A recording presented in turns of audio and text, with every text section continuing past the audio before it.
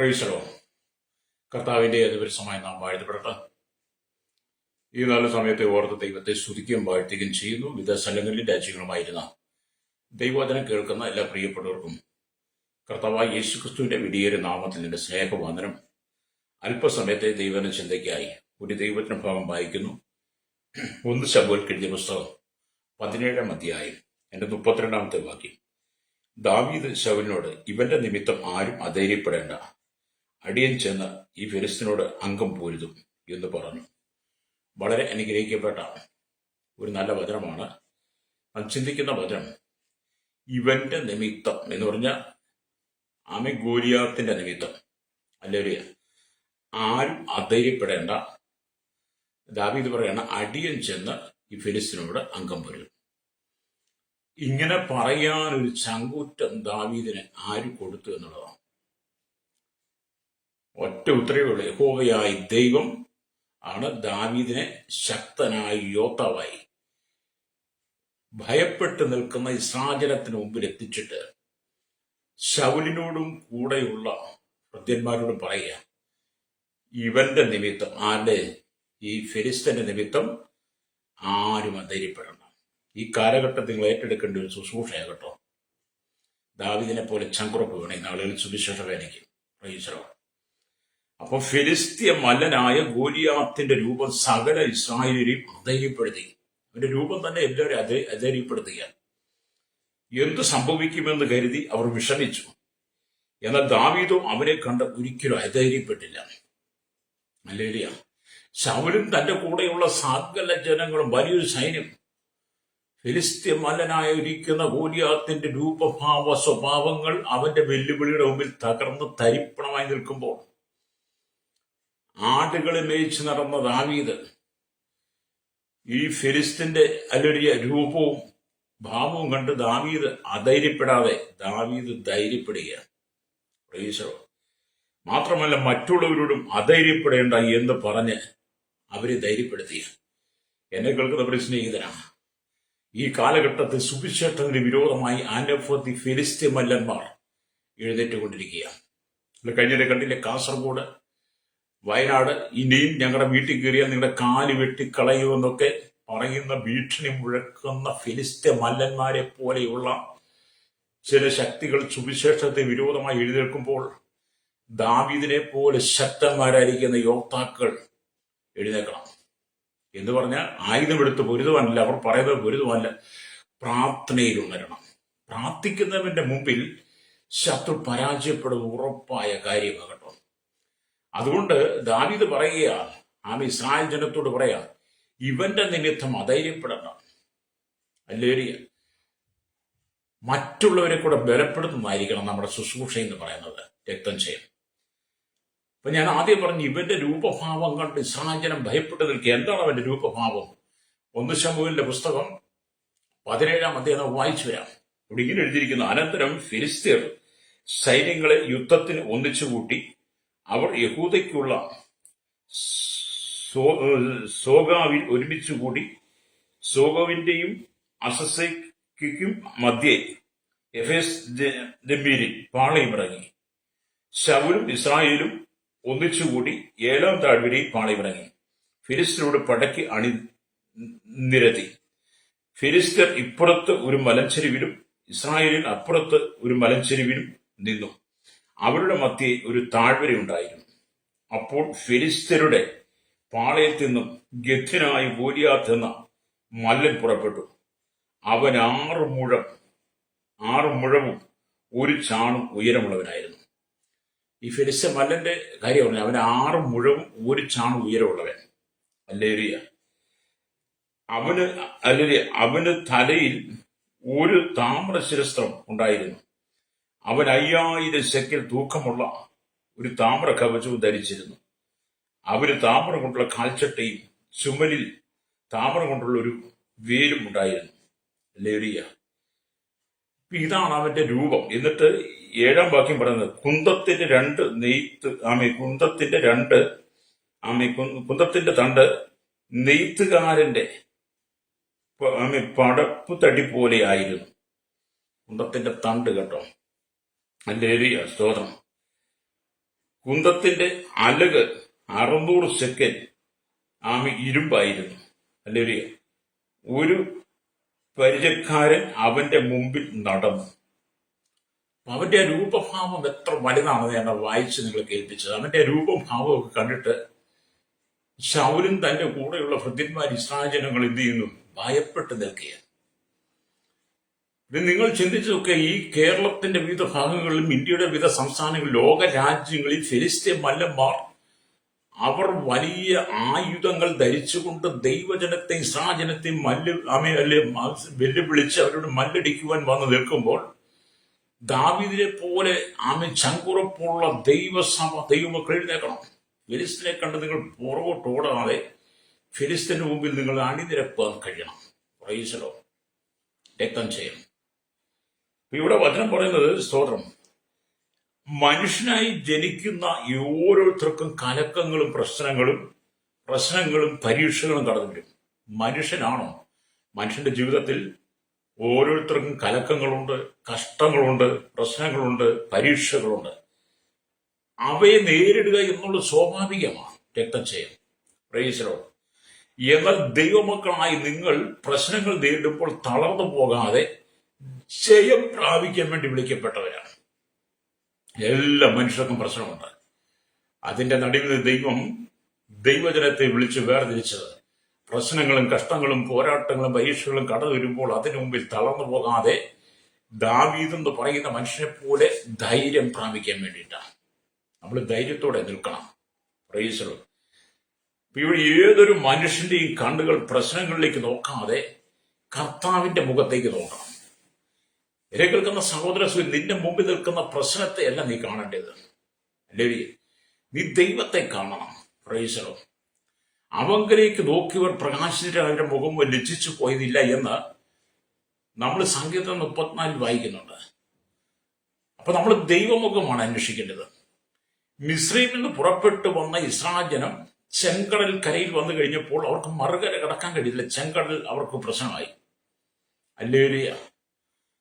അവർ പിന്നോക്കം നോക്കിയപ്പം ഫറവോനും സൈന്യവും ഇരുമ്പ് രഥങ്ങളിൽ കുതിരക്കുളമ്പടി നാദത്തോടെ അവർ കാതുകൾ അടപ്പിക്കുന്ന ശബ്ദത്തോടെ വരികയാണ്. അവർ തമ്മിൽ ഏകദേശം അടുക്കാറായി. അപ്പം മിസ്രൈമിൽ നിന്ന് പുറപ്പെട്ടു വന്ന ഇസ്രായേൽ നോക്കുന്നത് ചെങ്കടലിൽ ഫറവോന് ശക്തിയാണ് നോക്കുന്നത്. എന്നാൽ അവർക്ക് മുമ്പേ നായകനായി നടന്ന മോശ ഫറവോന്റെ സൈന്യത്തെ ഇരുമ്പ് രഥങ്ങളെയും കുതിരക്കുളമ്പടി ശബ്ദമൊന്നും കേട്ട് പതറിപ്പോകാതെ മോശ എന്ന് പറഞ്ഞ മനുഷ്യൻ തന്റെ മുമ്പിൽ ചെങ്കടലിനെ കണ്ട് ഭയപ്പെടാതെ മോശ യഹോവയിലേക്ക് നോക്കി. മോശ ദൈവത്തെങ്കിലേക്ക് നോക്കിക്കഴിഞ്ഞപ്പോ എന്ത് ചെയ്തു? ചെങ്കടലിനെ വിഭാഗിക്കത്തക്ക നിലയിലുള്ള ദൈവിക പ്രവൃത്തി, ദൈവിക അതിശയം, ദൈവിക അത്ഭുതം മോശയ്ക്ക് അവിടെ വെളിപ്പെടുത്താൻ കഴിഞ്ഞു. ഇസ്രായേലിന്റെ നോട്ടും മോശയുടെ നോട്ടും രണ്ടായിരുന്നു. എന്ന് പറഞ്ഞാൽ 40 ദിവസമാണ് ഈ മല്ലനായിരിക്കുന്ന ഗോലിയാത്ത് ഇസ്രായേലത്തെ വെല്ലുവിളിക്കുന്നത്. അപ്പൊ ശൗലിന്റെ ഭൃത്യന്മാരും അവന്റെ സൈന്യവും ഇസ്രായേലും മുഴുവൻ ഈ ഗോലിയാത്തിന്റെ രൂപഭാവം കണ്ട് ഭയപ്പെട്ട് അവന്റെ അരികിൽ എങ്ങനെ അടുക്കുമെന്ന് ചിന്തിച്ചു നിൽക്കുമ്പോഴാണ് ഇശായിയുടെ പുത്രന്മാരിൽ 8-ാമനായിരിക്കുന്ന ദാവീദ്. പുള്ളി യുദ്ധം ചെയ്തില്ല. യുദ്ധത്തിൽ വലിയ സമർത്ഥനൊന്നുമല്ല, യോദ്ധാവൊന്നുമല്ല. എങ്കിലും ദാവീദ് ദൈവത്തെങ്കിലേക്ക് നോക്കി, യഹോവയിലേക്ക് നോക്കി. എന്നിട്ട് അവരോട് പറഞ്ഞാണ്, ഇവന്റെ നിമിത്തം ആരും അധൈര്യപ്പെടണ്ട. അപ്പം ദൈവത്തെങ്കിലേക്ക് നോക്കുന്നവൻ ഒരിക്കലും അധൈര്യപ്പെടണ്ട. നിങ്ങൾ മാനുഷിക മുഖം അന്വേഷിക്കുന്നെങ്കിൽ, മാനുഷിക മുഖമാണ് നിങ്ങൾ നോക്കുന്നെങ്കിൽ, ലോകത്തിലേക്കാണ് നിങ്ങളുടെ കണ്ണ് പതിക്കുന്നെങ്കിൽ നിങ്ങൾ ഭയപ്പെടാൻ സാധ്യതയുണ്ട്. നിങ്ങൾ ദൈവത്തെയാണ് നോക്കുന്നെങ്കിൽ നീ ഒരു കാരണവശാലും ഭയപ്പെടത്തില്ല. ഇന്ന് പകൽ എന്നെ കേൾക്കുന്നവരെ സ്നേഹിത, നിന്റെ ആത്മജീവിതത്തിന് മുമ്പിൽ നിന്നെ മുമ്പോട്ട് വിടാതെ, നിന്നെ മുമ്പോട്ട് നയിപ്പാൻ കഴിയാതെ നിനക്ക് നേരെ വ്യാപരിക്കുന്ന ഫിലിസ്ത്യ ശക്തികളെ നീ തിരിച്ചറിയണം. അത് ജാതികളിൽ നിന്നും, രാഷ്ട്രീയത്തിൽ നിന്നും, മതത്തിൽ നിന്നും, വിവിധ മേഖലകളിൽ നിനക്ക് ശത്രു പോരാട്ടം ഉണ്ടാകാം.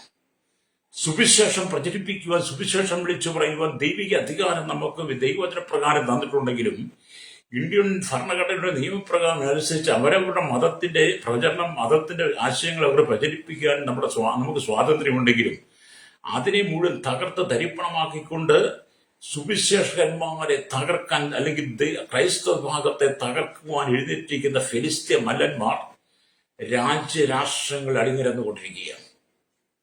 അവരുടെ രൂപവും ഭാവവും കണ്ട് നീ ഭയപ്പെട്ടു പോകരുത്. നീ അവരുടെ മുഖമല്ല നോക്കണ്ടേ, അവരെ കണ്ട് ഭയന്ന് നിൽക്കുവാൻ, അധൈര്യപ്പെട്ട് നിൽക്കുവാനല്ല. ദാവീദിനെ പോലെ നീ ധൈര്യം പ്രാപിച്ച് പുതിയ നിയമസഭ ഈ കാലഘട്ടത്തിൽ ദൈവനം പ്രാർത്ഥനയിൽ മുഴങ്കാലും അടക്കണം. അല്ലേ, ഞാൻ പ്രാരംഭത്തിൽ പറഞ്ഞ് പ്രാർത്ഥിക്കുന്നതിന് മുമ്പിൽ ഒരു ഫെരിസിനും നിൽക്കത്തില്ല, അല്ലേ, ഒരു ശത്രുവിന് നിൽക്കാൻ കഴിയത്തില്ല. അതുകൊണ്ടാണ് അന്ന് ശൗലും അവന്റെ സൈന്യവും ഗോലിയാത്തിനെ വലിയ രാക്ഷസനായി കണ്ടു. അല്ലെ, ശൗലും അവന്റെ സൈന്യം എന്ത് ചെയ്തു? ഗോലിയാത്തിനെ വലിയ രാക്ഷസനായി കണ്ടു. അതാണ് 1 ശമൂവേലിന്റെ പുസ്തകം 17-ാം അധ്യായം 8, 9, 10 വാക്യങ്ങൾ വായിക്കുമ്പോൾ അവൻ നിന്ന് ഇസ്രായേൽ നിരകളോട് വിളിച്ചു പറഞ്ഞത്, നിങ്ങൾ വന്ന് പടയ്ക്ക് അണിനിരക്കുന്നത് എന്ത്? ഞാൻ ഫിലിസ്ത്യരും നിങ്ങൾ ശൗലിന്റെ പടയാളികളും അല്ലയോ? നിങ്ങൾ ഒരുത്തരെ തെരഞ്ഞെടുത്തുകൊള്ളുവിൻ, അവൻ എന്റെ അടുക്കൽ ഇറങ്ങി വരട്ടെ. അവൻ എന്നോട് അംഗം പൊരുതി എന്നെ കൊല്ലുവാൻ പ്രാപ്തനായാൽ ഞങ്ങൾ നിങ്ങൾക്ക് അടിമകളാകാം. ഞാൻ അവനെ ജയിച്ചു കൊന്നാൽ നിങ്ങൾ ഞങ്ങൾക്ക് അടിമകളായി ഞങ്ങളെ സേവിക്കണം. ഫിലിസ്ത്യൻ പിന്നെയും, ഞാൻ ഇന്ന് ഇസ്രായേൽ മക്കളെ വെല്ലുവിളിക്കുന്നു, ഞങ്ങൾ തമ്മിൽ അംഗം പൊരുതേണ്ടതിന് ഒരുത്തനെ വിട്ടുതരുവീനെന്ന് പറഞ്ഞു. ഫിലിസ്ത്യന്റെ ഈ വാക്കുകൾ ശൗലും എല്ലാ ഇസ്രായേലിലും കേട്ടപ്പോൾ ഭ്രമിച്ചേറ്റം ഭയപ്പെട്ടു. ഒരുത്തം വന്നെന്ന് വെല്ലുവിളിക്കുക. ഇസ്രായേലിന്റെ രാജാവായി ദൈവം തെരഞ്ഞെടുത്ത അഭിഷേകമുണ്ടായിരുന്ന ശൗല്, ഇശായിയുടെ 3 മക്കളും മൂത്തവർ 3 പേരും ശൗലിന്റെ കൂടെ യുദ്ധത്തിലുണ്ട്. ഇസ്രായേലിന് മുഴുവനുണ്ട്. പക്ഷെ ഒറ്റ മല്ലന്റെ മുമ്പില് ശൗലും കൂടെയുള്ളവരും ഭയപ്പെട്ടെന്നു. ഹല്ലേലൂയ. എന്നെ കേൾക്കുന്ന നമ്മുടെ സ്നേഹിതരെ, ഈ വചനമൊക്കെ എന്തിനാണ് നമുക്ക് വെളിപ്പെടുത്തി തരുന്നത്? ഈ കാലഘട്ടത്തെ ഭയപ്പെടാതിരിക്കാൻ വേണ്ടിയിട്ടാണ്. നമുക്കറിയാം, 1-ാം നൂറ്റാണ്ട് തൊട്ട്, ക്രിസ്തുവിന്റെ കാലം തൊട്ട് കോടിക്കണക്കിന് ജനങ്ങളെ ക്രൈസ്തവ വിശ്വാസികളെ തീപ്പന്തത്തിനിരയാക്കി മൃഗീയമായി കൊന്നു, തീരിട്ട് ചുട്ടുകരിച്ച് പന്തങ്ങളാക്കി മാറ്റി, മൃഗങ്ങൾക്ക് ഇട്ടുകൊടുത്തു. വെറും ക്രൂരമായ രീതിയിൽ ഈർച്ചവാണാൽ അറുത്ത് യാതൊരു ദയയില്ലാതെ കോടിക്കണക്കിന് ക്രൈസ്തവ സമൂഹത്തെ കൊന്നൊടുക്കി അനേക ഫെലിസ്ത്യ ശക്തികൾ ജാതി, രാഷ്ട്രീയ, മത മേഖലകളിൽ എഴുതിയിട്ട് കഴിഞ്ഞു. പക്ഷേ സുവിശേഷത്തെ തകർക്കാൻ കഴിഞ്ഞു. അനവധി ക്രൈസ്തവ വിശ്വാസികളെ, ക്രൈസ്തവ മിഷണറിമാരെ, ക്രൈസ്തവ കന്യാസ്ത്രീ, ക്രൈസ്തവ പുരോഹിതന്മാരെ, പെന്തക്കോസ്തിന്റെ പാസ്റ്റർമാരെ, വിശ്വാസികളെ, സുവിശേഷം പ്രചരിപ്പിക്കുന്ന അനവധി ആളുകളെ കൽത്തുറുങ്കിൽ അടച്ചു. ഹല്ലേലൂയ. കൽത്തുറങ്കിൽ അടച്ചിട്ടും സുവിശേഷം പരാജയപ്പെട്ടോ? കർത്താവായ യേശു ക്രിസ്തു ഈ ഭൂമിയിൽ വന്ന് മാനകുലത്തിന് വേണ്ടി സുവിശേഷം പാപപരിഹാര സന്ദേശം നൽകിയിട്ടും അത് കേൾക്കാത്ത കുറെ ആളുകൾ, അന്നത്തെ റോമൻ സാമ്രാജ്യ ബഹൂദന്മാർ യേശുവിനെ കാൽവരി ക്രൂശിച്ചു കൊന്നു. അവനെ അരിമത്തിക്കാനായിരിക്കുന്ന യോസെഫിന്റെ കല്ലറയിൽ അടക്കി റോമൻ വലിയ കല്ലുരുട്ടി വെച്ച് റോമൻ മുദ്ര കൊണ്ട് മുദ്രയിട്ടു. അല്ലെങ്കിൽ കാവൽക്കാരെ നിർത്തി 3-ാം നാൾ അതിശക്തിയോടെ കല്ലറകളെ ഭേദിച്ച്, കല്ലറയാകുന്ന തടവറയെ ഭേദിച്ച് ഉയർത്തെഴുന്നേറ്റ് വന്ന യേശുണ്ട്. 40 നാളുകൾ ശിഷ്യന്മാർക്ക് പ്രത്യക്ഷമായി സ്വർഗ്ഗാരോപണം ചെയ്ത് പിതാവിന്റെ ഫലത്വഭാഗത്ത് തന്റെ വിശ്വസിക്കുന്ന ദൈവജനത്തിന് ശക്തി പകർന്നു തരുന്ന ഒരു ദൈവം നമുക്കുണ്ട് കേട്ടോ. അവരാണ് പത്രോസിനെ തടവിലാക്കി, അവനെ ചങ്ങല കൊണ്ട് പൂട്ടി കാരാഗ്രഹം കാത്തുകൊണ്ട് പടയാളികൾ നിൽക്കുക. സഭ അവന് വേണ്ടി ശ്രദ്ധയോടെ പ്രാർത്ഥിച്ചുകൊണ്ടിരുന്നു. ആ പ്രാർത്ഥന ദൈവം കിട്ടി സ്വർഗത്തിൽ ദൂതൻ കാരാഗ്രഹത്തിൽ ഇറങ്ങി വന്ന് പത്രോസിന്റെ വിലാപ്പുറത്ത് തട്ടി അവനെ എഴുന്നേൽപ്പിച്ച് അവൻ ചെരുപ്പിട്ട് അരമുറുക്കി 1-ാം കാവലും 2-ാം കാവലും കിടന്ന് പട്ടണത്തിന് വെളിയിൽ ഇരുമ്പ് കാവലങ്ങളിൽ ചെന്നു. പത്രോസിനെ പുറത്തു കൊണ്ട് അപ്പോസ്തലർ 12 വായിച്ചാൽ കാണാൻ കഴിയും. കല്ലറയ്ക്ക് യേശുവിനെ തടയാൻ കഴിയാതെ ഇരുന്ന പോലെ ഈ തടവറയ്ക്ക് പത്രോസിനെ തടയാൻ കഴിഞ്ഞില്ല. അപ്പോസ്തലർ 16-ാം അധ്യായം 25-ാം വാക്യം വായിക്കും. പൗലോസിനെ ശീലാസിനെ അവർ എന്ത് ചെയ്തു? തടവിലാക്കി, കയ്യും കാലും ആമത്തിലിട്ട് പൂട്ടി. ഹല്ലേലൂയ, സ്തോത്രം. അവർ അർദ്ധരാത്രി ദൈവത്തെ പാടി ശ്രദ്ധിച്ചപ്പോൾ എന്ത് ചെയ്തു? അവരുടെ കൈമേലുള്ള ചങ്ങലകൾ അഴിഞ്ഞു വീണു, അവരുടെ കാൽമേലുള്ള ചങ്ങല അഴിഞ്ഞു വീണു. മാത്രമല്ല അവരുടെ കാരാഗ്രഹത്തിലുണ്ടായിരുന്ന സകലരുടെയും ചങ്ങല അഴിഞ്ഞു വീണു. അവർ സ്വതന്ത്രമായി തീർന്നു. അത് ദൈവമക്കളെ, ദൈവദാസന്മാരെ തടവിലാക്കി സുവിശേഷത്തെ ഒതുക്കാൻ ശ്രമിക്കുന്ന ഭരണ സംവിധാനങ്ങളോട് പറയട്ടെ, അധികാരികളോട് പറയട്ടെ, ഇവിടുത്തെ ന്യായാധിപ കോടതികളിലും ലോക രാജ്യങ്ങളിലും സകല ജനത്തോടും മത നേതാക്കന്മാരോട് പറയട്ടെ, സുവിശേഷത്തെ തടവറയിൽ ഒതുക്കാൻ നീ ശ്രമിക്കരുത്. സുവിശേഷം പറയുന്ന ക്രൈസ്തവ വിശ്വാസികളെ അമല്യ തടവറയിലാക്കാൻ ശ്രമിക്കരുത്. തടവറയ്ക്ക് അവരെ ഒതുക്കുവാൻ കഴിയില്ല. അവർ തടവറകളെ ഭേദിച്ച് പുറത്തു വരും. ഹല്ലേലൂയ. അപ്പോൾ ഇതുപോലുള്ള ഫെലിസ്ത്യ മല്ലന്മാർ എഴുന്നേറ്റുകൊണ്ടിരിക്കുകയാണ്. അപ്പൊ അതുകൊണ്ടാണ് അന്ന് ശൗലും അവന്റെ സൈന്യവും ഗോലിയാത്തിനെ വലിയ രാക്ഷസനായി കണ്ടു. എന്നാൽ ദാവീദോ അവനെ മുൻനിർത്തി ഗോലിയാത്തിനെ ചെറിയവനായി കണ്ടു. ലലിയ രണ്ട് കാഴ്ചപ്പാട് അവിടെ. ശൗലും കൂട്ടിന് അവനെ രാക്ഷസനായി കാണുമ്പോൾ ദാവീദ് എന്ന് പറയുന്ന മനുഷ്യനെ അവന് ഏറ്റവും ചെറിയവനായി കണ്ടു. കർത്താവിന്റെ സൈന്യം തന്റെ പക്ഷത്ത് നിൽക്കുന്നത് ദാവീദ് കണ്ടു. ദൈവത്തിന്റെ വലിയൊരു സൈന്യം, വലിയൊരു കൂട്ടം ദാവീദിന്റെ പക്ഷത്ത് നിൽക്കുന്ന ദാവീദ് ആത്മാവിൽ കണ്ടു. കർത്താവിന്റെ നാമത്തിൽ തനിക്ക് ജയം ലഭിക്കുമെന്ന് വ്യക്തമായും വിശ്വസിച്ചു. യഹോവയായ ദൈവത്തിന്റെ നാമത്തിൽ ദാവീദിന് ജയം ലഭിക്കുമെന്ന് വിശ്വസിച്ചു. ഹല്ലേലൂയ. അവൻ വ്യക്തമായി കർത്താവിന്റെ ശക്തി ഏറ്റെടുത്തുകൊണ്ട് ഫെലിസ്ത്യ മല്ലനോട് പടവരുതി. ഹല്ലേലൂയ. ഒരുപക്ഷെ ദാവീദിന്റെ ഹൃദയത്തിൽ താൻ തോറ്റുപോയാൽ എന്ത് ചെയ്യും, എന്ത് സംഭവിക്കുമെന്ന് ചിന്തിക്കുവാൻ പോലും അവസരം കൊടുക്കാതെ, ദാവീദേ ചിന്തിക്കണം കേട്ടോ, ദാവീദിന്റെ മനസ്സിൽ ഈ ഫെലിസ്തനായ മല്ലനോട് അംഗം പൊരുതി താൻ തോറ്റുപോയാൽ എന്ത് ചെയ്യുമെന്ന് ചിന്തിക്കാൻ പോലും അവസരം ദാവീദ് കൊടുക്കാതെ, യഹോവ എന്റെ പക്ഷത്തുണ്ട്, യഹോവ എനിക്ക് വേണ്ടി യുദ്ധം ചെയ്യും, എന്റെ മുമ്പിൽ നിൽക്കുന്ന രാക്ഷസ രൂപമുള്ള 6 അടി 1 ചാൺ ഉയരവുമുള്ള ഈ യുദ്ധായുധങ്ങൾ ധരിച്ചു നിൽക്കുന്ന ഈ മല്ലനായ ഗോലിയാത്തിനെ എനിക്ക് തകർക്കുവാൻ കഴിയും, എന്റെ കൂടെ വ്യാപരിക്കുന്ന ദൈവശക്തിക്ക് കഴിയും, എന്നെ അയച്ച യഹോവയായ ദൈവത്തിന് കഴിയും. അതുകൊണ്ട് ദാവീദ് അങ്ങ് ഉറച്ചു വിശ്വസിച്ചു. നിങ്ങൾക്കൊരു വിശ്വാസം വേണം കേട്ടോ.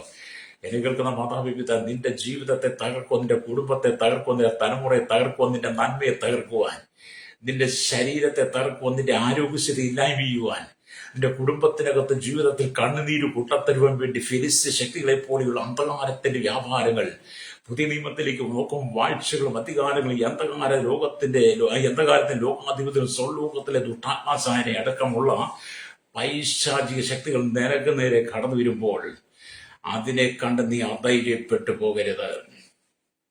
ദാവീദിനെ പോലെ നീ ധൈര്യം പ്രാപിക്കണം.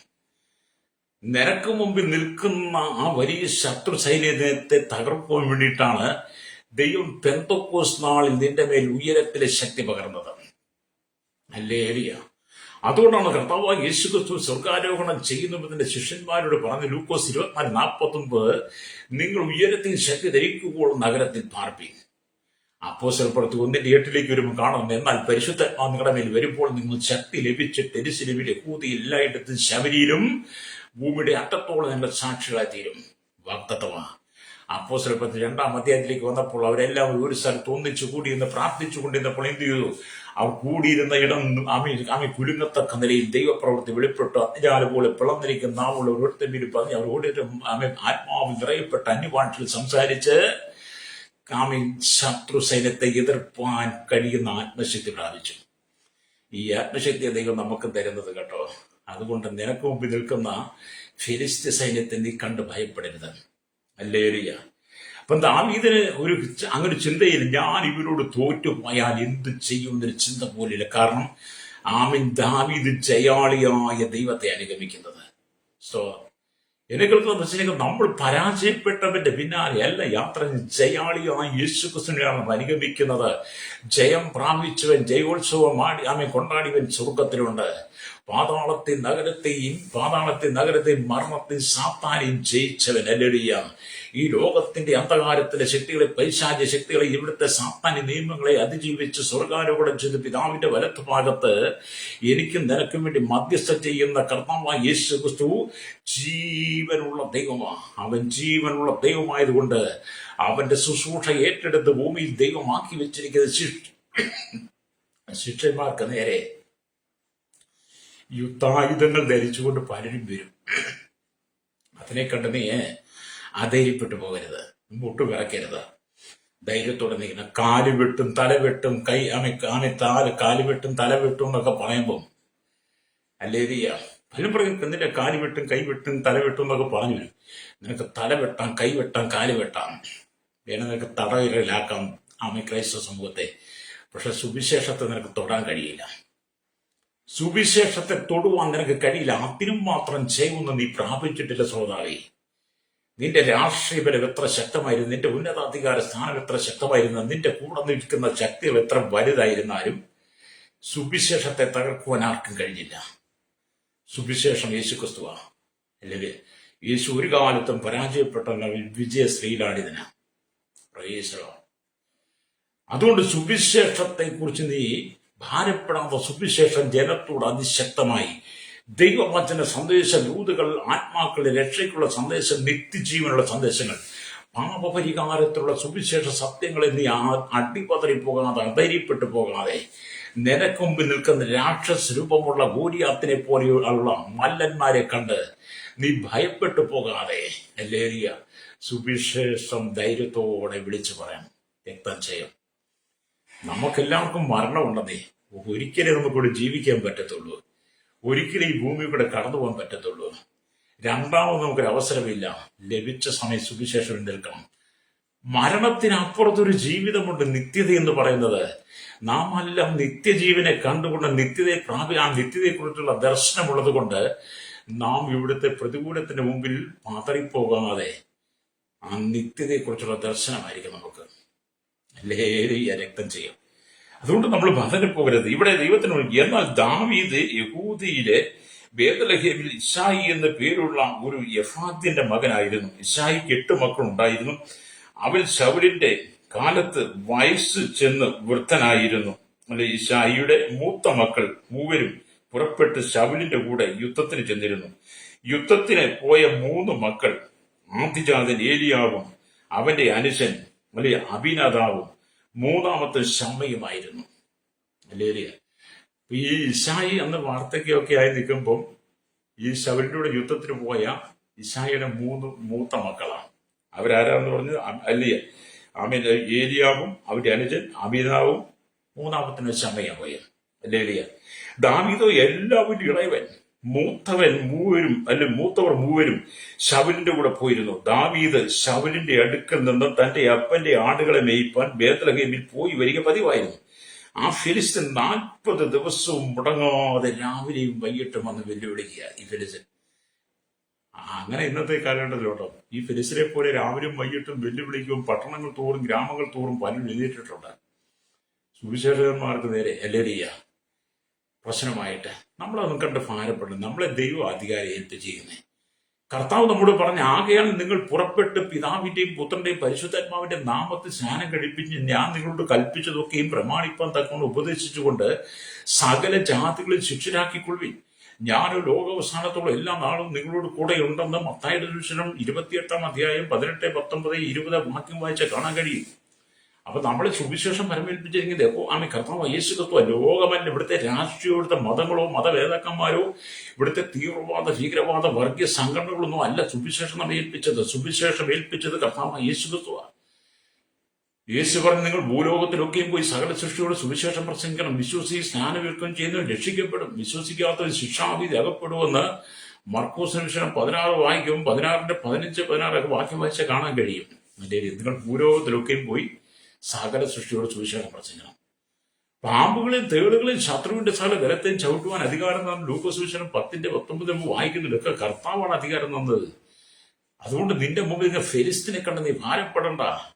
ശൗലും തന്റെ കൂടെയുള്ള സൈന്യവും അല്ലെങ്കിൽ ഭയപ്പെട്ടു നിൽക്കും. ഇശാചനം ഭയപ്പെട്ടു നിൽക്കുമ്പോൾ ആടുകളെ മേയിച്ചു നടന്നിരുന്നവനായിരുന്ന ഇശായിയുടെ മക്കൾ ഇളയവനായിരുന്ന യുദ്ധം അറിയാത്ത, യുദ്ധം ചെയ്തിട്ടില്ലാത്ത, ആയുധമെടുത്ത് പോരാട്ട ശൗല് ധരിച്ച പോലെ പടച്ചട്ട ധരിച്ച് നടക്കാൻ അറിയാത്തവൻ അല്ലേലൂയ. ആ ദാവീദ് അവൻ ദൈവത്തോട് ചേർന്നിട്ട് പറയുക, ഇവന്റെ നിമിത്തം അധൈര്യപ്പെടണ്ട. അല്ലേലൂയ. ഇവന്റെ നിമിത്തം അധൈര്യപ്പെടണ്ട. അല്ലെ അടിയൻ ചെന്ന് ഫിലിസ്തീനോട് അംഗം പൊരുതുമെന്ന് പറഞ്ഞു. കണ്ടോ ലേലിയ, എത്ര ധൈര്യമല്ലേ. സ്തോത്രം. അതിന് സുവിശേഷത്തിന് വിരോധമായിട്ട് എല്ലാ കാലഘട്ടത്തിലും ശത്രു എഴുന്നേക്കുമെന്ന്. എന്തിനാണ് നിങ്ങൾ സുവിശേഷത്തെ ഭയപ്പെടുന്നത്? എന്തിനാണ് നിങ്ങൾ യേശുവിനെ ഭയപ്പെടുന്നത്? എന്താണ് സുവിശേഷം പറഞ്ഞുള്ള പ്രശ്നം? സുവിശേഷം കൊണ്ട് നിങ്ങൾക്ക് എന്താണ് ദ്രോഹമുണ്ടായത്? സുവിശേഷം പറഞ്ഞതുകൊണ്ട് എന്താണ് ലോകത്തിന് നാശനഷ്ടം അവർ വരുത്തിയത്? അവർ ബന്ദ് നടത്തിയിട്ടില്ല, ഹർത്താൽ നടത്തിയ ധർണ നടത്തിയിട്ടില്ല, കേന്ദ്ര സംസ്ഥാന ഓഫീസ് അടിച്ച് വേർത്തിട്ട് ട്രാൻസ്പോർട്ടിന് കല്ലെറിഞ്ഞിട്ടില്ല, പോലീസ് വണ്ടി കത്തിച്ചിട്ടില്ല, പോലീസുകാരെ അടിച്ചിട്ടില്ല, നിയമത്തിന് വിരോധമായി ഒന്നും ചെയ്തിട്ടില്ല, ഒരു ദേവാലയം ഒരു പൊളിച്ചിട്ടില്ല, ആരെ ആക്രമിച്ചിട്ടില്ല. സുവിശേഷം പറയുന്നവർ യേശു ക്രിസ്തുവിലുള്ള ജീവന്റെ ഫലം വിളിച്ചു പറയുള്ളൂ. പിന്നെന്തിനാണ് നിങ്ങൾ സുവിശേഷകരെ ഭയപ്പെടുന്നത്? യേശുവിനെ നിങ്ങൾ എന്തിനാണ് ഭയപ്പെടുന്നത്? അപ്പോൾ ഒരു കാര്യം ഞങ്ങൾക്ക് വ്യക്തമാണ്, ഞങ്ങൾ പറയുന്ന സത്യസുവിശേഷമാണ് യഥാർത്ഥ സത്യം. ആ സത്യത്തെ നിങ്ങൾ ഭയപ്പെടുന്നു. സത്യത്തെ നിങ്ങൾ ഭയപ്പെടുന്നത് കൊണ്ടല്ലേ നിങ്ങൾ ഇതുപോലെയുള്ള വാളും വടികളും വേണ്ടി ഫിലിസ്ത്യൻ മല്ലം വന്ന് 40 ദിവസം രാവും അല്ലെങ്കിൽ പകലും വെല്ലുവിളിച്ചോ നിങ്ങൾ വെല്ലുവിളിക്കുന്നത് കൊണ്ട് തന്നെ. സുവിശേഷത്തെ ഒതുക്കാൻ ശ്രമിക്കരുത് ശ്രോതാവ്. സുവിശേഷത്തെ ഒതുക്കാൻ ശ്രമിച്ച രാജ്യങ്ങളെല്ലാം ന്യായവിധിയുടെ കടന്നുപോയിട്ടുണ്ട്. സുവിശേഷകന്മാരുടെയും രക്തം വീണ മണ്ണിൽ ദൈവത്തിന്റെ പ്രവൃത്തി വെളിപ്പെടും. അതിനാളുകളിൽ ഭാരതത്തിൽ പല സ്ഥലത്തും സംഭവിക്കാൻ പോവുകയാണ്.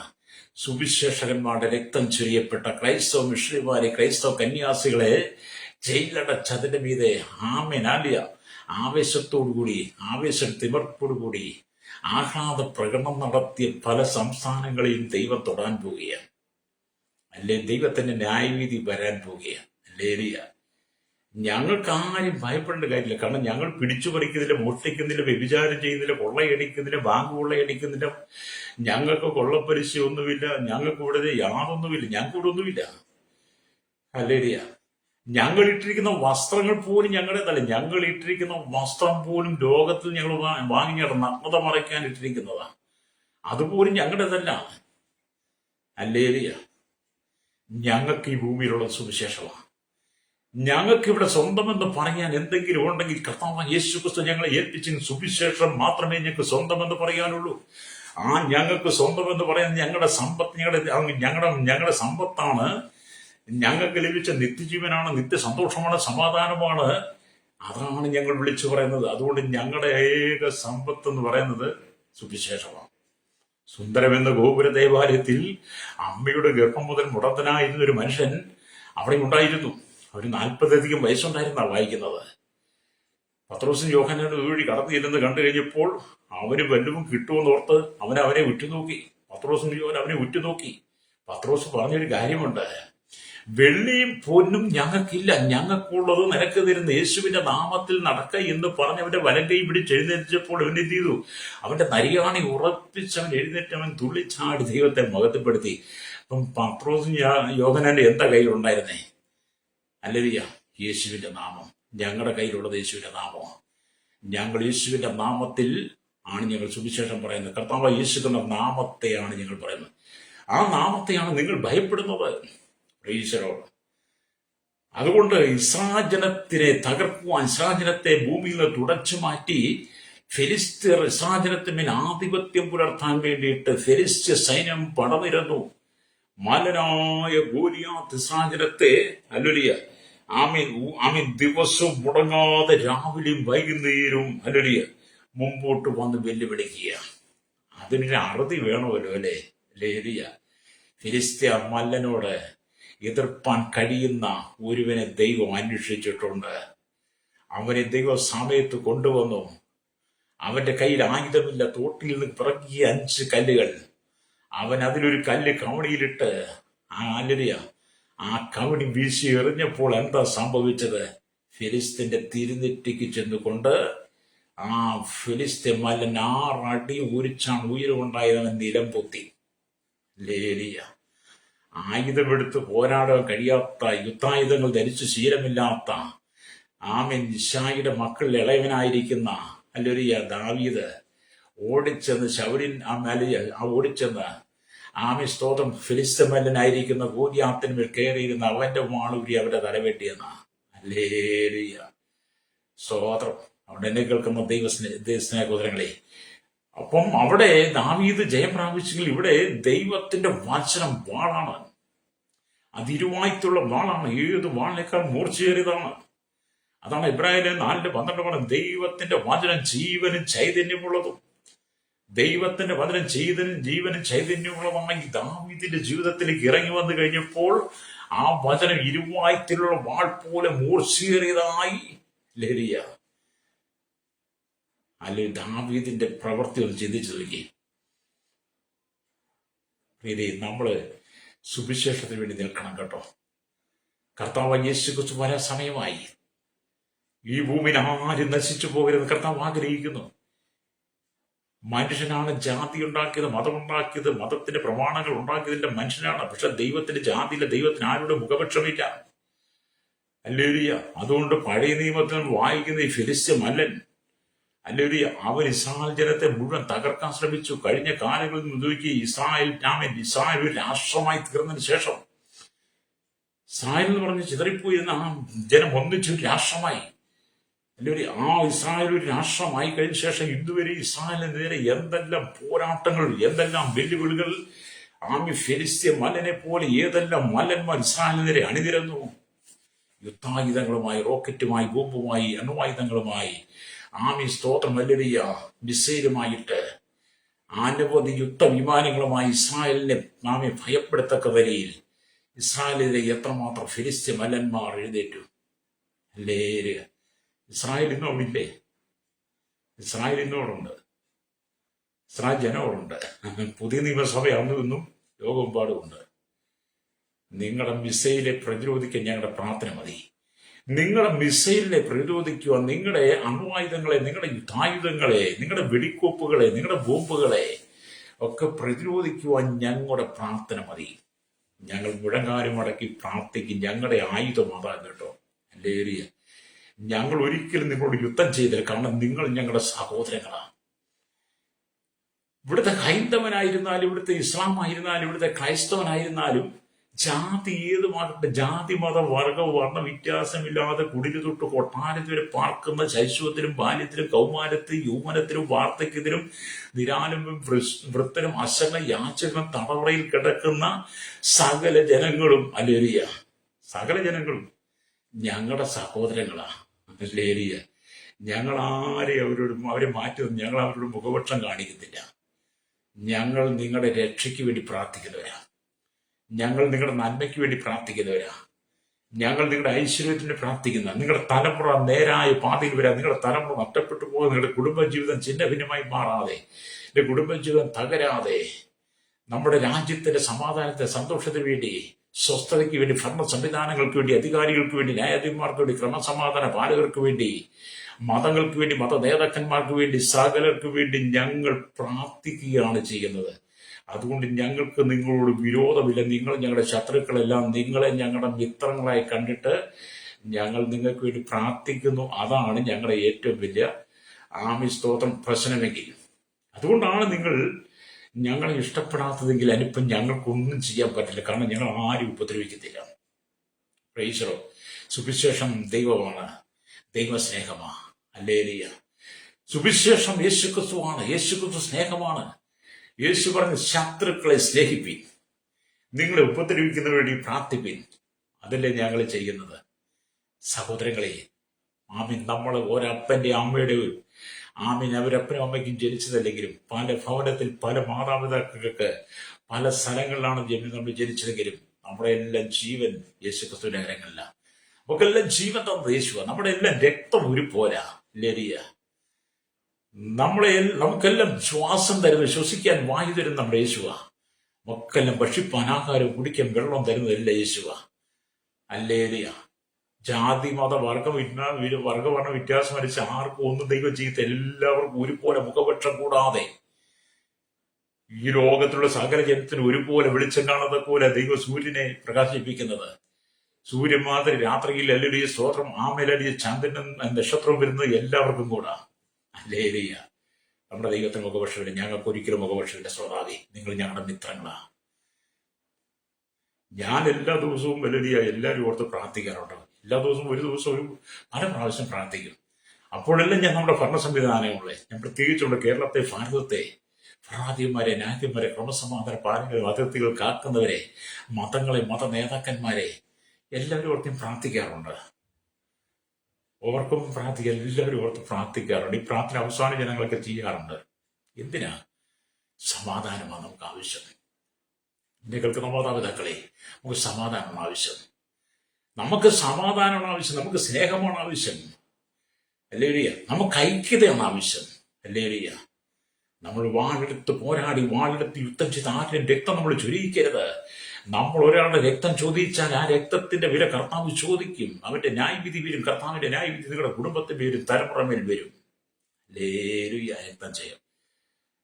ഇവിടെ ഫിലിസ്തീനായിരിക്കുന്ന മലനെ തകർക്കുവാൻ ശൗലിനും ശൗലിന്റെ കൂടെയുള്ള ഭൃത്യന്മാർക്കും കഴിയാതെ വന്നപ്പോഴാണ് ഇശ്ശായിയുടെ മക്കളിൽ 8-ാമനായിരിക്കുന്ന ദാവീദിനെ ദൈവം എഴുന്നേൽപ്പിച്ചത്. സ്തോത്രം.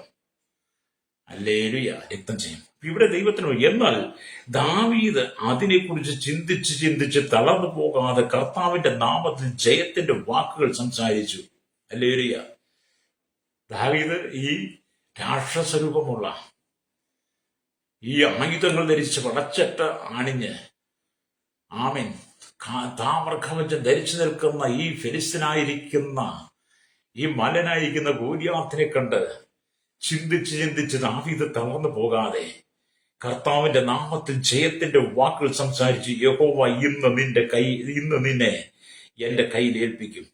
ഞാൻ നിന്നെ കൊന്ന് നിന്റെ തല ഛേദിച്ചു കളയും. ഹല്ലേലൂയ.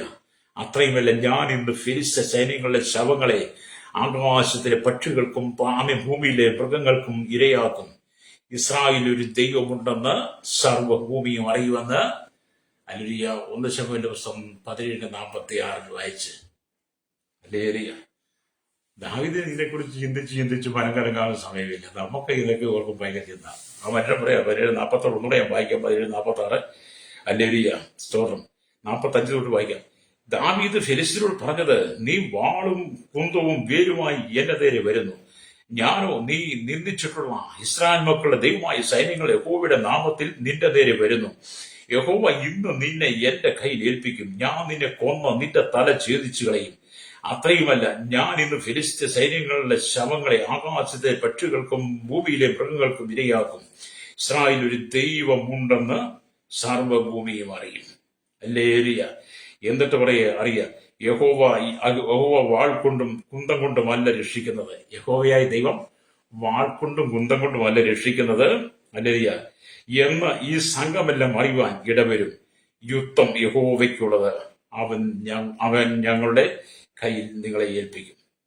യുദ്ധം യഹോവയ്ക്കുള്ളതാണ്. അതുകൊണ്ട് അവൻ നിങ്ങളെ ഞങ്ങളുടെ കയ്യിൽ ഏൽപ്പിക്കുമെന്ന് ദാവീദിന് ഒരു ദൃഢനിശ്ചയം. Praise the Lord.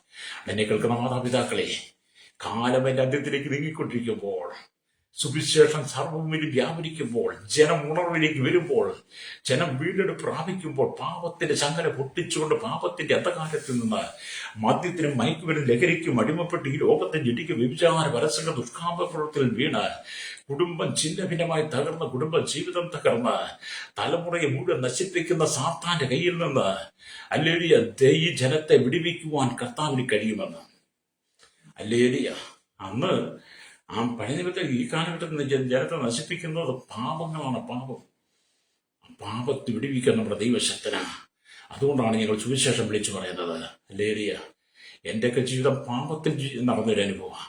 പാപത്തിന്റെ ചങ്ങല എന്ന് പറഞ്ഞല്ലോ, പാപത്തിന്റെ ചങ്ങലയ്ക്കകത്ത് ഒതുങ്ങിപ്പോയ ജീവിതത്തെ കർത്താവായ യേശുക്രിസ്തുവിന്റെ കൃപയാൽ മാത്രമാണ് എനിക്കത് തിരിച്ചു പ്രാപിച്ച് കർത്താവിന്റെ സന്നിധിയിൽ കഴിഞ്ഞത്, നിത്യജീവനെ പ്രാപിക്കാൻ കഴിഞ്ഞത്. ഹല്ലേലൂയ. അവിടെ എന്നെ കേൾക്കുന്ന പ്രശ്നം പ്രിയ ദൈവമക്കളെ, പലവിധ പ്രശ്നങ്ങൾ നിങ്ങളുടെ ഹൃദയം കലങ്ങിപ്പോകരുത്. ലോകമനുഷ്യൻ നിങ്ങൾക്ക് വിരോധമായി എഴുന്നേൽക്കുന്നുണ്ടോ?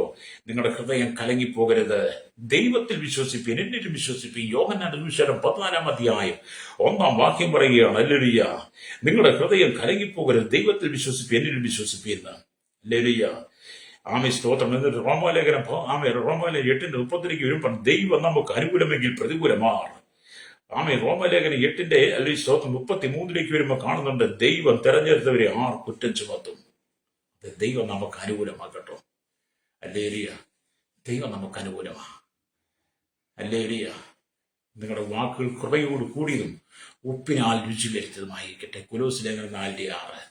അതേ സഹോദരങ്ങളോട് സംസാരിക്കുമ്പോൾ വളരെ മാന്യമായി, സ്നേഹപരമായി, സമാധാനപരമായി, നിങ്ങളുടെ വാക്കുകൾ കൃപയോടുകൂടി ഉപ്പിനാൽ രുചി വരുത്തുവാൻ. ആക്രോശം പാടില്ല, കോപം പാടില്ല, സൗമ്യതയാണ് നമുക്ക് ആവശ്യം. എന്നെ കേൾക്കുന്ന മാതാപിതാവേ, നിന്റെ ഹൃദയത്തിന്റെ അന്തർഭാഗത്തു നിന്ന് ക്രിസ്തുവിന്റെ സ്നേഹം പുറത്തു വരണം. Praise the Lord. ഹല്ലേലൂയ. ഹൃദയത്തിന്റെ അന്തർഭാഗത്തു ക്രിസ്തുവിന്റെ സ്നേഹം പുറത്തു വരട്ടെ. ക്രിസ്തുവിന്റെ സ്നേഹം നിങ്ങളെ നിർബന്ധിക്കുന്നു. നീ പാപത്തിൽ മരിച്ച് നിത്യ നരകത്തിലേക്ക് പോകാതിരിപ്പാൻ, പാപത്തിൽ നീ മരിച്ച് നിത്യനാശത്തിലേക്ക് പോകാതിരിപ്പാൻ, നിന്റെ നിത്യത മുഴുവൻ നരകത്തിൽ ആണ്ടുപോകാതിരിക്കാൻ വേണ്ടി സുവിശേഷമാകുന്ന സ്നേഹം നിന്റെ ഉള്ളിലേക്ക് പകരുവാൻ ദൈവാത്മാവ് ആഗ്രഹിക്കുന്നതുകൊണ്ടാണ് ഈ സുവിശേഷം ലോകമെമ്പാടും വിളിച്ചു പറയുന്നത്. താങ്കളെ പാപത്തിന് വിടിവിക്കുവാൻ. എന്നെ കേൾക്കുന്ന മാതാപിതാവേ, നിങ്ങളുടെ കുടുംബത്തെ നാശത്തിന്റെ പാതയിൽ നിന്ന്, നാശകരമായ കുഴിയിൽ നിന്ന്, കുഴഞ്ഞ ചെറ്റിന് വിടിവിക്കുവാൻ ദൈവം ആഗ്രഹിക്കുന്നുണ്ട് സുവിശേഷങ്ങളോട് പങ്കുവെക്കുന്നത്. ഹല്ലേലൂയ. അതുകൊണ്ട് ഫെലിസ്ത്യ മല്ലനെ പോലെ, ഫെലിസ്ത്യ ശക്തികളെ പോലെ അനവധി ഫെലിസ്ത്യ ശക്തികൾ ഈ കാലഘട്ടത്തിലും ദൈവസഭയ്ക്ക് വിരോധമായി ഉണ്ടെന്നുള്ളത് നിങ്ങൾ തിരിച്ചറിയണം. ഹല്ലേലൂയ.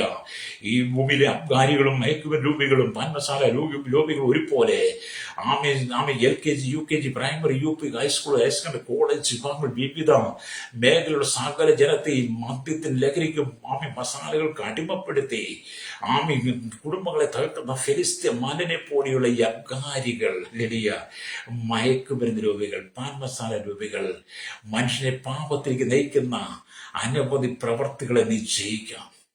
ഹല്ലേലൂയ. നിന്റെ കുടുംബത്തെ തകർക്കരുത്. നീ കർത്താവിന് വിലപ്പെട്ടവനാ. എന്നെ കേൾക്കുന്ന മാതാവേ, പിതാവ്, എന്നെ കേൾക്കുന്ന സഹോദരൻ, നീ പാർട്ടി ഏതുമാകട്ടെ, മതം ഏതുമാകട്ടെ, ജാതി ഏതുമാകട്ടെ, ഭാഷ ഏതുമാകട്ടെ, ഏത് ദേശക്കാരനും രാജ്യക്കാരനുമാകട്ടെ, നീ കർത്താവിന് വിലയേറിയ ഒരു മാന്യവാ. നിന്നെ ഒരിക്കലും കർത്താവ് തള്ളിക്കളഞ്ഞിട്ടില്ല. നീ വിലയേറിയവന് മാന്യനുമെന്നാ വേദപുസ്തകം പറയുന്നത്. നീ ദൈവത്തിന്റെ മനുഷ്യനാണ്. ഹല്ലേലൂയ. നിന്റെ മേലുള്ള അധികാരം കർത്താവിനാ. ഹല്ലേലൂയ. നമുക്ക് മടങ്ങി വരാൻ ദൈവസ്ഥിതിക്ക് ഏൽപ്പിച്ചു കൊടുക്കുക. ഇവിടെ ദാവീദ് പറയുകയാണ്, ഹല്ലേലൂയ, ദാവീദ് ശൗലിനോട്, ഇവന്റെ നിമിത്തം ആരും അധൈര്യപ്പെടേണ്ട, അടിയൻ ചെന്ന് ഫെലിസ്ത്യനോട് അംഗം പൊരുതും എന്ന് പറഞ്ഞ് അങ്ങനെ ദാവീദ് ഫെലിസ്ത്യനോട് അംഗം പൊരുതി ഇസ്രായേൽ ജനത്തെ രക്ഷിച്ചു, ഫെലിസ്ത്യനെ തകർത്തു, ഇസ്രായേലിൽ സമാധാനമുണ്ടായി. അത് ഇത് പകരം മാതാപിതാവേ, സമാധാനം നഷ്ടപ്പെട്ട അനുഭവമാണോ, സങ്കടത്തിലാണോ, ദുഃഖത്തിലാണോ, ഏതെങ്കിലും വിധത്തിൽ ഭാരം അനുഭവിക്കുന്ന വ്യക്തിയാണോ, എന്റെ ജീവിതത്തിൽ സമാധാനം തരുവാൻ ദൈവം ആഗ്രഹിക്കുന്നു. എന്നെ കേൾക്കുന്ന സഹോദര, ദൈവത്തിന് ജാതി വിഷയമല്ല, മതം വിഷയമല്ല, നിങ്ങളുടെ പണമോ പ്രശസ്തിയോ ഒന്നും ദൈവത്തിന് വിഷയമല്ല. നിന്റെ ഹൃദയമാണ് ദൈവം ആഗ്രഹിക്കുന്നത്. ദൈവം നിന്നെ അന്ധകാരത്തിനൊക്കെ വിടിവിക്കാൻ ആഗ്രഹിക്കുക. വിശ്വസിക്കുന്നതിനോടൊപ്പം ചേർന്ന് പ്രാർത്ഥിച്ചാൽ പരിശുദ്ധ നിങ്ങളുടെ നല്ല ദൈവമേ, സ്വർഗ്ഗീയ പിതാവേ, അനുഗ്രഹിക്കപ്പെട്ട നല്ല സമയത്ത് വചനം കേട്ടുകൊണ്ട് കേരളത്തിലെ 3.25 കോടി ജനങ്ങൾ തലമുറപ്പെടാത്തവർ, ഇന്ത്യയിലെ 145 കോടി ജനത്തിനായി തലമുറ, ലോക രാജ്യങ്ങൾ 800 കോടി ജനത്തിനായി എണ്ണപ്പെടാത്തവരുടെ തലമുറകളോട്ട് കർത്താവ് അവർക്കെല്ലാം മനസ്സാനപ്പെടുന്ന എല്ലാ ഭരണ സംവിധാനങ്ങളെയും രാജ്യരാഷ്ട്ര തലവന്മാർ, കർത്താവിന്റെ ക്രമസമാധാന പാലകരെ, കർത്താവ് എല്ലാ നിയമനിർമ്മാണ രംഗത്ത് നിൽക്കുന്നവരെ, ശൈശവത്തിൽ, ബാല്യത്തിൽ, കൗമാരി, യുവനത്തിൽ, യാചകരായിരിക്കുന്നവർ, ജാതി, മത, വർഗം, വർണ്ണ വ്യത്യാസമില്ല, കുടിയിലോട്ട് കൊട്ടാരത്തിവരെ പാർക്കുന്ന വലിയൊരു ചെറിയവരെ എല്ലാം യേശുവിന്റെ കരങ്ങളിൽ ഏൽപ്പിക്കുന്ന മദ്യത്തിനും മയക്കുവിനും പച്ചലഹരി ഒടിപ്പെട്ടുകളും കുടുംബജീവൻ തകർന്നു, കുടുംബജീവൻ ചിന്ന ഭിന്നമായി മാറി കടക്കടിയാൽ കടന്നു, ആത്മഹത്യ, വക്കീലത്തിൽ വിവിധ രോഗങ്ങൾ, മഹാവ്യാധിയാൽ ഭാരപ്പെടുന്നവർ, കണ്ണീരിന്റെ അനുവിൽ കടന്നു പോകുന്നവർ, ദൈവമേ, തലമുറകളെല്ലാം ഞങ്ങൾ ദൈവസന്നിധിക്ക് ഏൽപ്പിക്കുകയാണ്. തീവ്രവാദം, ഭീകരവാദം, വർഗീയവാദങ്ങൾക്ക് വീണുപോകാതെ കർത്താവ് ഈ മനുഷ്യൻ പരസ്പരം തമ്മിൽ സ്നേഹിച്ച് സമാധാനത്തോടെ അന്യോന്യം കരുതുവാൻ, അന്യോന്യം പ്രാർത്ഥിപ്പാൻ, തമ്മിൽ ഭാരങ്ങളെ ചുമക്കുവാൻ, എല്ലാവരുടെ ഉള്ളങ്ങളിൽ ദൈവത്തിന്റെ സ്നേഹം നിറയപ്പെടുവാൻ ഞങ്ങൾ യേശുവിന്റെ കരങ്ങളിൽ ഏൽപ്പിക്കുന്നു. ഈ ഭൂമിയിൽ ഒരിക്കൽ മാത്രമാണ് ജീവിതം. ആ ലഭിച്ച ജീവിതം സമാധാനത്തോടെ, സ്നേഹത്താൽ, സാഹോദര്യബന്ധം നിലനിർത്തി മുന്നോട്ട് പോകാൻ സകല ജനത്തെ ഒരുക്കണമെന്ന് പ്രാർത്ഥിക്കുന്നു. കർത്താവ് ഈ രത്നചരിപ്പാൻ ഇടയാക്കാതെ, അത് കേരളത്തിന്റെ ഭാരത സമാധാനം നഷ്ടപ്പെട്ടു പോകാതെ, ലോകരാജ്യങ്ങളുടെ സമാധാനം നഷ്ടപ്പെട്ടു പോകാതെ, ജനമെല്ലാം ക്രിസ്തുവിന്റെ സുവിശേഷത്തിന്റെ ഭാഗമായി തീരുവാൻ ഒരു വലിയ ഉണർവ് ഈ കാലഘട്ടങ്ങളിൽ ജനത്തിന്റെ ഹൃദയങ്ങൾ വെളിപ്പെടുവാൻ, ഇരുളിന്റെ ആധിപത്യം മാറി, ഇരുളിന്റെ ശക്തികൾ മാറി, വെളിച്ചമാകുന്ന ക്രിസ്തുവിനെ ഹൃദയത്തും കൊണ്ട് സ്വീകരിപ്പാൻ ആത്മികളുടെ തുറക്കെണ്ണായി ഞങ്ങൾ പ്രാർത്ഥിക്കുന്നു. ഞങ്ങളുടെ ദൈവത്തിന്റെ ദാസ്യദാസന്മാർക്കായി പ്രാർത്ഥിക്കുന്നു. ക്രൈസ്തവ മിഷണന്മാർ, കന്യാസ്ത്രീകൾ, ക്രൈസ്തവ സമൂഹം, കർത്താവ് കേരളത്തിൽ ലോകമെമ്പാടും അരിക്കുന്ന ജനത്തെ ഞങ്ങൾ ഓർത്ത് പ്രാർത്ഥിക്കുന്നു. കർത്താവിന്റെ കരങ്ങൾ സൂക്ഷിക്കാനായി പ്രാർത്ഥിക്കുകയാണ്. ആമേൻ. സകല മുഖത്ത് കൊടുക്കണം യേശുവിന്റെ നാമത്തിൽ തന്നെ. ആമേൻ, ആമേൻ.